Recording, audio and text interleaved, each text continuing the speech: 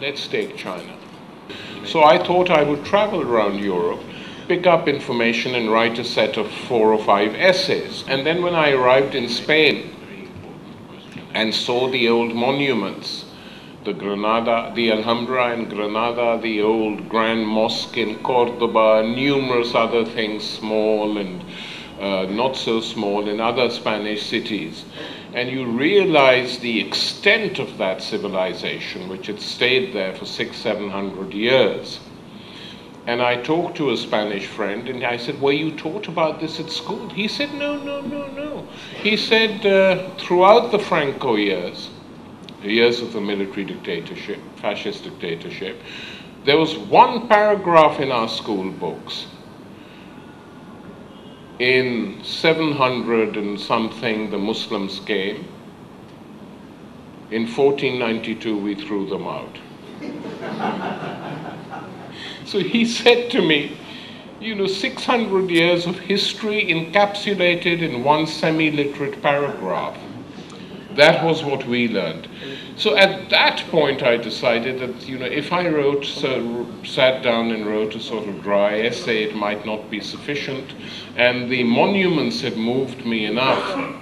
So I sat down and in Shadows of the Pomegranate Tree, tried to reconstruct the last days of Islamic civilization in the Spanish Iberian Peninsula. And it worked, I think, as a novel. And so I was going to give up. I felt my task was done. And then the late Edward Said, who liked the book very much, said, you can't stop now. You've got to tell the whole bloody story. And the bloody story was the whole clash between Islamic civilization and Western Christendom. And so I told the whole bloody story in 5 novels, known as the Islam Quintet. And in these novels, I had to do a lot of, I had to educate myself, because I thought it was going to be a quartet. And then I got a phone call from Italian friends and said, "Oi, you've completely forgotten us." So I said, "Well, what do you mean?" And he said, "Sicily. Arab civilization in Sicily was so important, you've got to come." So I said, okay. So I went to Sicily and spent 3 months there traveling. And the only published work was in Italian by Michele Amari, 6 volumes on the Arab period in Sicily, written in the 18th century. With the help of a dictionary, I plowed through this and found other references. And because of the earthquakes in Sicily, a lot of the monuments had been destroyed, though there were still enough glimpses of it. But what was most interesting about that research was that 100 years after the Arabs had been defeated, the bulk of Palermo's population consisted of Muslims and Jews. And this is just a fact that wherever Muslims prospered, so did Jews. Because the Arabs not only gave them refuge, gave them jobs, encouraged them, it worked together. In the peninsula, Iberian Peninsula, as well as in Sicily. But the interesting thing was that 100 years afterwards, when the Normans had taken power in Sicily, they wore Arab clothes. They spoke Arabic, was the language of learning. All the manuals in medicine, astronomy, mathematics, geography, grammar were written in Arabic. And all their kids were taught in Arabic. And that showed the extent of the penetration, not just military, but cultural and intellectual. Finally, the Jews were expelled first and the Muslims later. But you go to Sicily to this day, and I had this wonderful experience. I was sitting signing this book when it was finally published in Italian, and I saw a young couple in front of me with copies waiting for me to sign it. And I looked up and I was genuinely startled, because the boy was 6 foot tall, blonde hair, blue eyes, So I said, Norman family? He said, yeah. Forgive me, you've been very vicious about us in the book, but I am. I said, it's okay. It's okay. And the girl was medium height, a beautiful young woman who could have stepped off the streets of Damascus. So I said, well, where did your family come from? It wasn't Damascus, but she said from, what is now Tunisia. That's where we came from. And they converted just to stay there. A lot of Muslims and Jews. They said, okay, let's convert to Christianity. And in the faces of the people there, you can still see this. So writing these novels was actually a big education for myself, for myself as well. And so by the time 9/11 came around, I knew quite a lot of Islamic history, and could quote it. And the thing about this is that it's not just that there was ignorance in the West on Islamic history. I mean, the ignorance was quite shocking, but it's the same in the Islamic world. And that one shouldn't underestimate, because Islamic history is taught purely in a religious way. It's the story of the Prophet, fine. It's the story of the Khalifas, good, okay. But if you just teach that history, you don't learn anything. You don't understand what the origins of Islam were. You don't understand why it arose in that particular area when it did. You don't understand why this new religion was of such import to the trading communities of the Arabian Peninsula, or how it was taken to China as early as the 8th century. One of the earliest Qurans in non-Arabic languages is the Chinese Quran, translated into Chinese, where it was referred to as the honored classic. So all this is genuinely fascinating, about not just about Islam, but if you study the history of religions, a comparative history of religions, it's extremely interesting, because we know what the religions are and what their rituals are and what they say. What we don't know is how all this happened, and why it happened in some parts of the world and not others.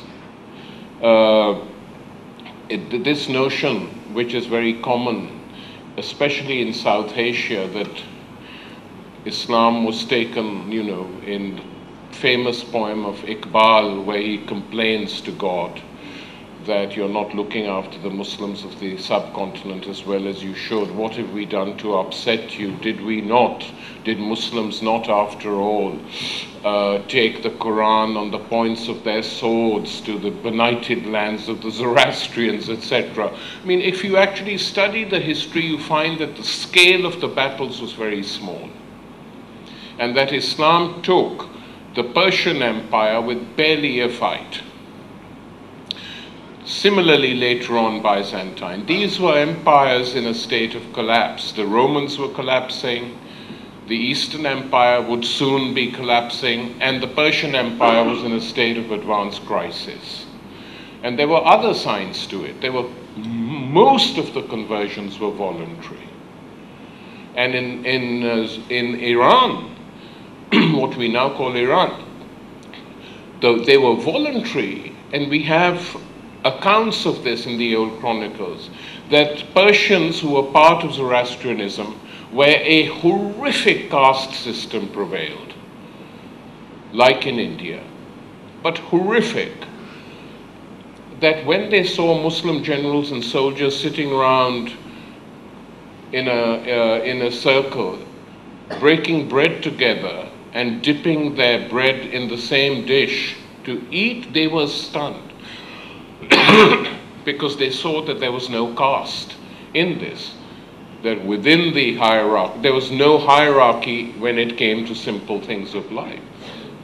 This and other things, and so the conversions, the voluntary conversions were on a large scale, as in parts of India. The Mughals didn't go and force people to convert. Even Aurangzeb, much vilified, and sometimes rightly, didn't go in for that. Conversions were there because people were dissatisfied with what was going on.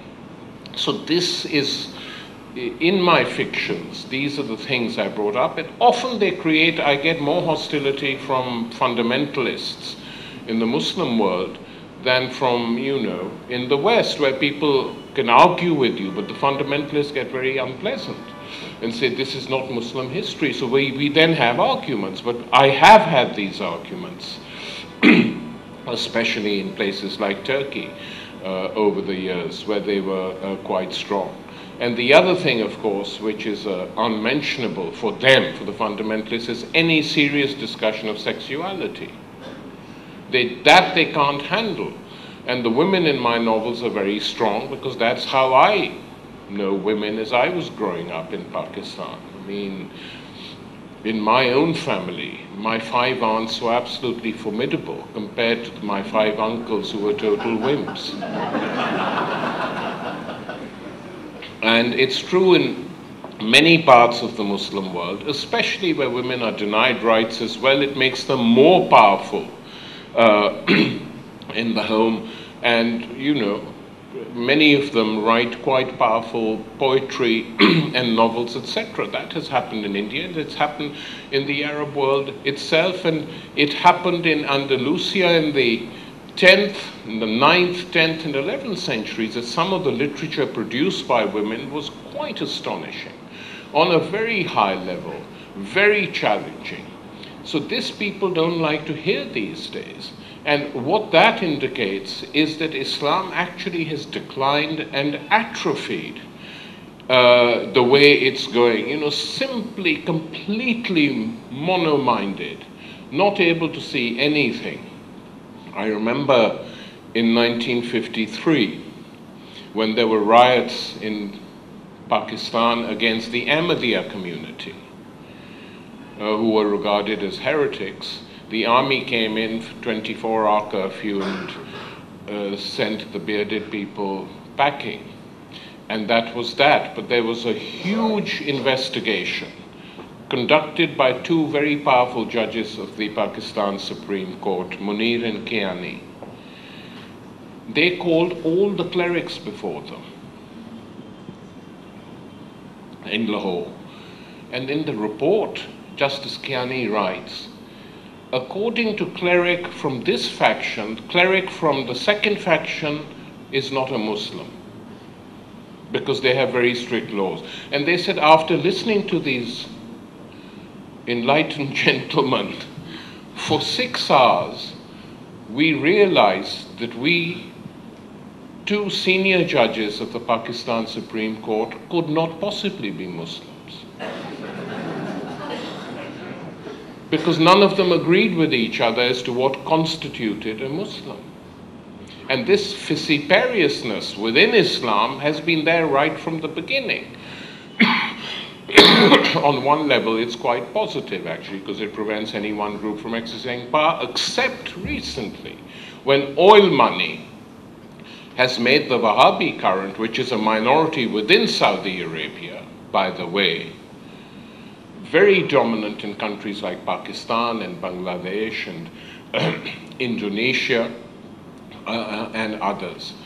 And this has to be challenged. My novels challenge this by showing people a glimpse of a different religion in a period of rise and ascension, which did amazing things, as when they formed governments. I mean, the school of translators set up in Toledo under the Arabs, it was, designed as a school of translation, translating all the old texts from Greek and Roman into Arabic, from which they were later translated in other European languages and helped to fuel the Renaissance. So Islamic civilization from that period was a real bridge between antiquity to the Renaissance. Now, how many of our people, young kids going to madrasas even know that? I mean, in the Pakistani madrasas, they were taught the alphabet in a wonderful way. Kaf is for Kalashnikovs.